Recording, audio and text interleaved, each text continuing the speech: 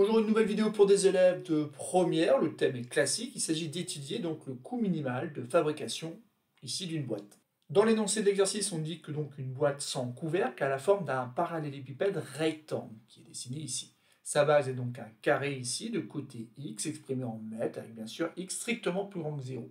Le volume de la boîte doit être égal à 10 mètres cubes.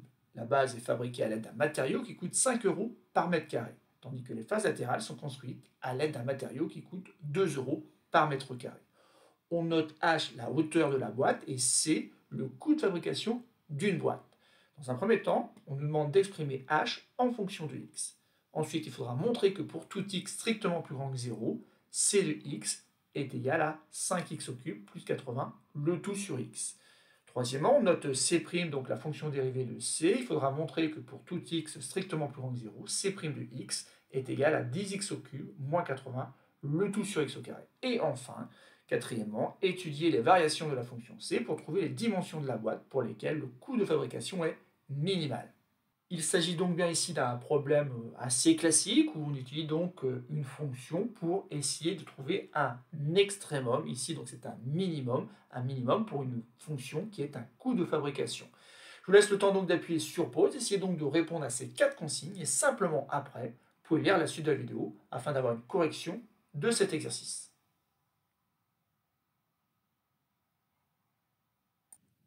Alors passons maintenant donc à la correction de cet exercice. Et dans un premier temps, donc, on doit exprimer h en fonction de x. H, donc quelque part, c'est la hauteur de la boîte. Et que sait-on? On sait que le volume de la boîte est égal à 10 mètres cubes.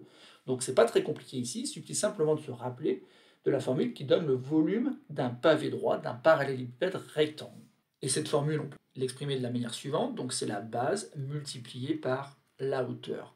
Bon, la base, c'est quoi? C'est la partie hachurée ici, donc c'est un carré de côté x, donc ici, l'aire de la base, c'est x au carré. H, on ne connaît pas, et d'ailleurs, c'est le nombre qu'il faut exprimer en fonction de x. Par contre, on connaît le volume c'est 10 mètres cubes. Et donc, on peut écrire que 10 est égal à x au carré multiplié par h. Et donc, il est facile maintenant de déterminer h en fonction de x. Il suffit tout simplement de diviser par x au carré des deux côtés. Et ça, on peut le faire car x est différent de 0. Et donc, on trouve que h est égal à 10 sur x au carré. Ça y est, on a déjà répondu donc à la première consigne. On a bien réussi à exprimer h en fonction de x. Et maintenant, donc, il va falloir essayer de modéliser la situation à l'aide d'une fonction, une fonction c, qui est la fonction coût de fabrication d'une boîte.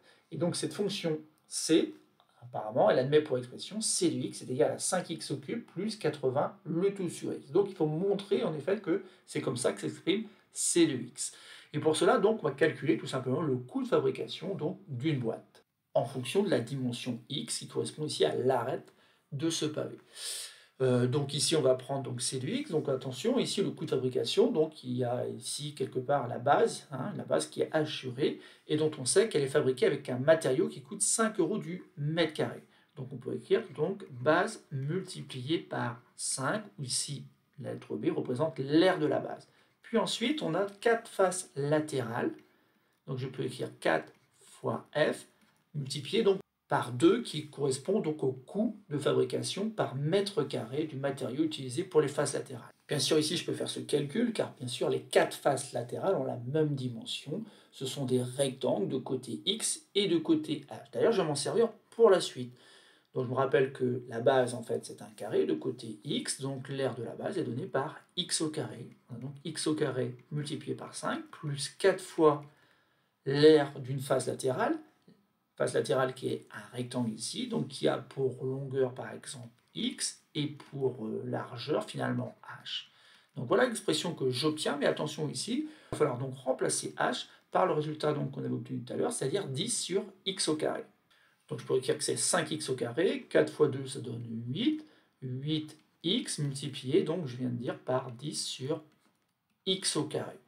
Bon, et là, je regarde un petit peu mon expression. Je me rends compte en fait que cette expression-là, 8x multiplié par 10 sur x au carré, on peut simplifier. En effet, ici, x au carré, c'est bien x multiplié par x. Et donc, je pourrais simplifier par x. Et j'obtiens donc 8 multiplié par 10, autrement dit 80, 80 sur x. Alors, regardez l'expression que l'on a, et ce n'est pas exactement celle qu'on nous avait demandé d'écrire. Mais c'est normal, puisqu'en fait ici, il suffit tout simplement maintenant de mettre au même dénominateur. Donc 5x au carré, ça va devenir 5x au cube sur x, plus donc 80 sur x. Maintenant qu'on a le même dénominateur x, et bien sûr, je peux écrire ça sous la forme d'une seule fraction qui est 5x au cube plus 80. Alors je n'oublie pas bien sûr que tout ce que j'ai fait là, j'ai pu le faire du fait que x est différent de 0. Ici, en effet, x est strictement plus grand que 0.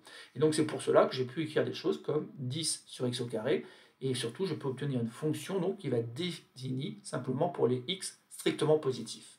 Alors ça y est, on a réussi à modéliser la situation à l'aide d'une fonction c qui dépend de la variable x, qui est la longueur de cet arrêt.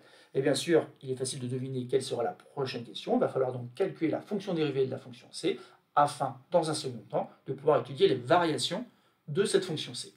Alors passons maintenant à la correction de cette troisième consigne, où donc on doit calculer donc la fonction dérivée de la fonction c. Donc cette fonction c qui est écrite ici, on voit que c'est une fonction de la forme u sur v. Et donc, bien sûr, il faut avoir en tête cette propriété. Si u et v sont dérivables sur l'intervalle i, pour tout nombre réel x de i, v de x différent de 0, alors la fonction qui s'écrit u sur v, eh bien, elle est dérivable sur i. Et en plus, on connaît une formule pour calculer cette dérivée qui est donnée par u'v moins uv' sur v carré. C'est exactement ce qu'on va pouvoir faire ici. En effet, u et v sont bien dérivables sur les valeurs x strictement plus grandes que 0.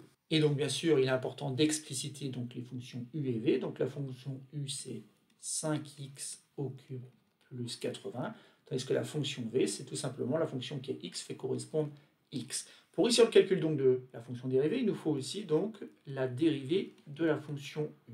Donc assez rapidement, on voit que u' de x écrit 15x au carré, alors que v' de x est tout simplement égal à 1. Ça y est, on va pouvoir donc calculer donc la fonction c' de x. Alors dans la formule, on a u'v, donc u'v ça devient 15x au carré multiplié donc par x, et ensuite donc on doit faire moins uv'. On n'oublie pas de mettre les parenthèses, donc ça fait 5x au cube plus 80 multiplié par 1. Et donc le tout divisé par v carré, autrement dit par x au carré. Donc maintenant, bien sûr, cette formule-là, cette expression-là, on va essayer de la écrire plus simplement. Et 15x au carré multiplié par x, ça va donner 15 au cube. Et ici, c'est pas très compliqué, on a juste un moins devant ce produit, et donc ça va donner moins 5x au cube moins 80.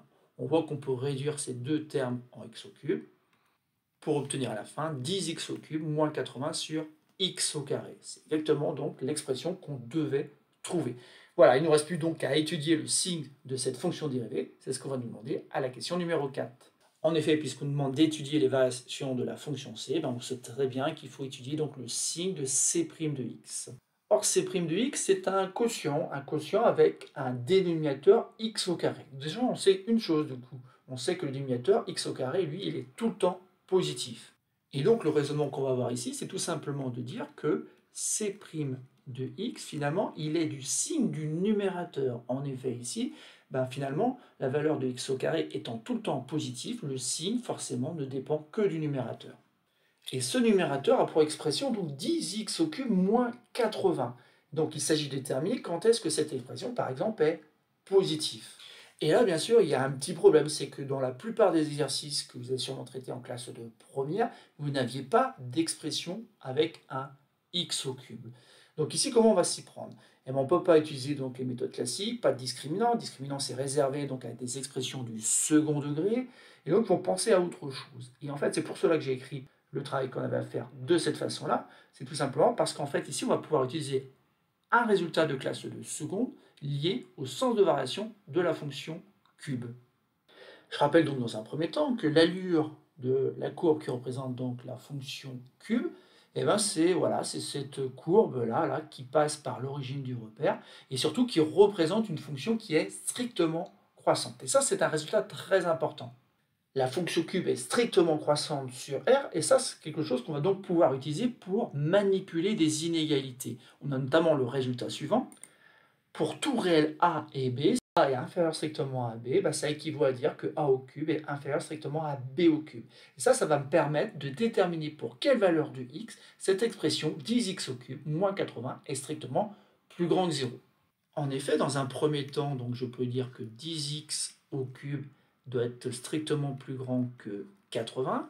Ensuite, je peux diviser par 10 des deux côtés sans changer le sens de l'égalité et dire que donc x au cube doit être plus grand que 80 sur 10. Ou encore, x au cube doit être strictement plus grand que 8.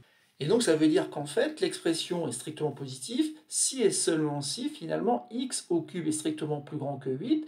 Donc ça serait bien de trouver un nombre qui, au cube, donne 8. Et ça, bien sûr, vous le connaissez, c'est tout simplement le nombre 2. Donc je peux dire que ça équivaut à dire que x au cube est strictement plus grand que 2 au cube. Et là, vous devez voir un petit peu comment je vais pouvoir utiliser donc cette propriété qui me dit que si x au cube, finalement, est strictement plus grand que 2 au cube, ben ça équivaut à dire que x est plus grand que 2. Et donc, j'ai trouvé pour quelle valeur de x l'expression était strictement plus grande que 0. Un raisonnement bien sûr identique me permettrait de trouver que cette expression est inférieure strictement à 0 si et seulement si x inférieur strictement à 2. Donc ça, on l'admet généralement dans les rédactions, c'est-à-dire que maintenant, je peux dresser mon tableau. Alors pour le tableau, donc ici, donc attention, x est un nombre strictement plus grand que 0, donc 0 est une valeur interdite pour la fonction c, mais aussi pour sa fonction dérivée. C'est pour cela ici que je mets donc une double barre. Ensuite, on a vu que c' de x changeait de signe en 2. Donc on peut admettre qu'elle s'annule en 2 par le même raisonnement que tout à l'heure.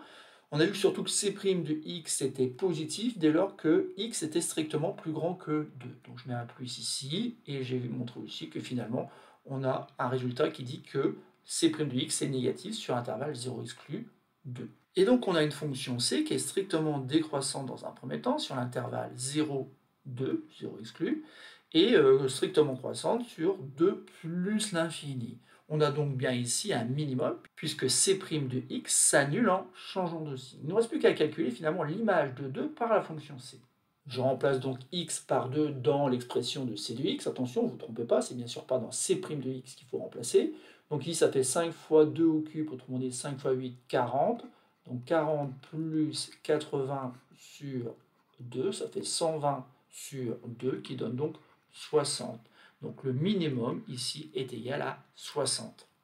Et donc conclusion, le coût minimal de fabrication est 60 €. Mais attention, ici on nous donne bien les dimensions de la boîte pour lesquelles le coût de fabrication est minimal. Et donc ici, on s'aperçoit que ce minimum a lieu lorsque x vaut 2.